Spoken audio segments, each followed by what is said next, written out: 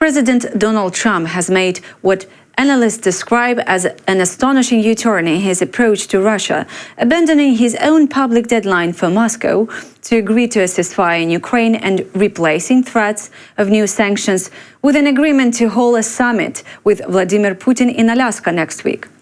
The move comes after days of increasingly tough rhetoric from Trump, including talk of secondary tariffs and damaging measures against Russia's economy.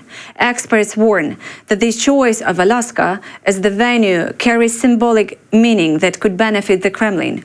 There is concern among European leaders that such a bilateral meeting risks sidelining Ukraine and could tilt US policy back towards positions more favorable to Moscow.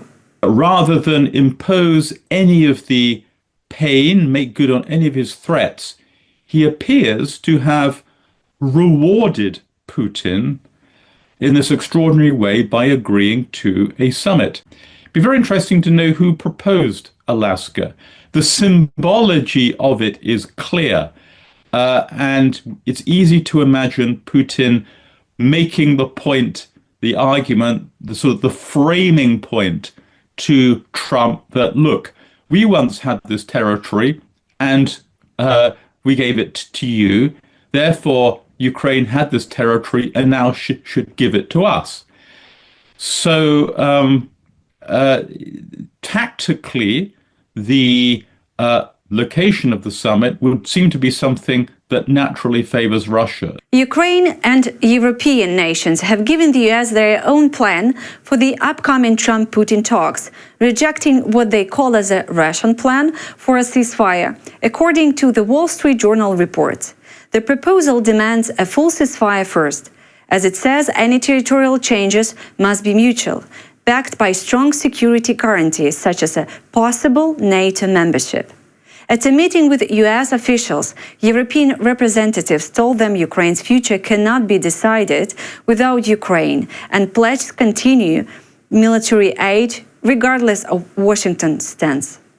French President Emmanuel Macron has stressed that Ukraine and Europe must take part in any future settlement of Russia's full-scale war.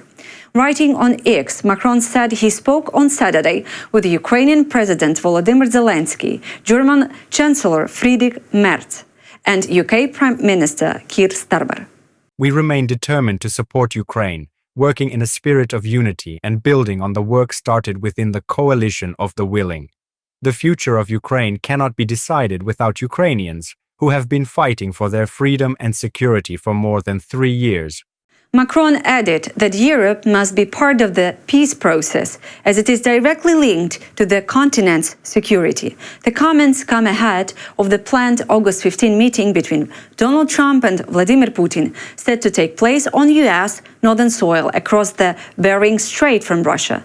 Media reports suggest Washington and Moscow may seek a deal to halt the war in Ukraine that could formalize Russia's occupation of seized territories.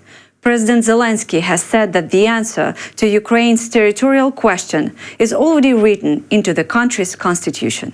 European leaders have stressed the need to maintain pressure on Moscow and protect both Ukrainian and European security interests ahead of next week's planned summit. In a joint statement, the leaders of France, Italy, Germany, Poland, the UK, Finland, and the presidents of the European Commission said peace talks cannot be decided without Ukraine and should only happen in the context of a ceasefire for reduced hostilities. They called for an approach combining active diplomacy, support for Ukraine, and pressure on Russia to end its war, with robust and credible security guarantees for Kyiv. On Saturday, US Vice President J.D. Vance met UK Foreign Secretary David Lammy, Ukrainian representatives and European allies at Chevening House in England to discuss Trump's push for peace. European officials presented a counter-proposal demanding a ceasefire before any other steps. US Secretary of State Marco Rubio has accused French President Emmanuel Macron of derailing ceasefire talks between Israel and Hamas. Speaking to Eternal World Television Network, Rubio said negotiations collapsed on the same day Macron made a unilateral decision to recognize a Palestinian state.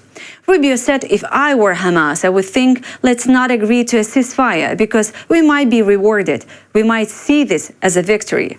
He added that after Macron's statement, other countries joined in, warning that if no ceasefire is reached by September, they too would recognize Palestine.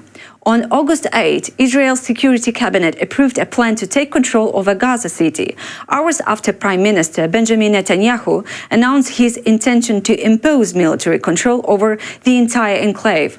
U.S. Vice President J.D. Vance has said Israel's plan aims to ensure Hamas can no longer attack civilians and to address the humanitarian crisis in Gaza. He also made clear that Washington has no intention of recognizing a Palestinian state. That's all for now. For more content, please subscribe.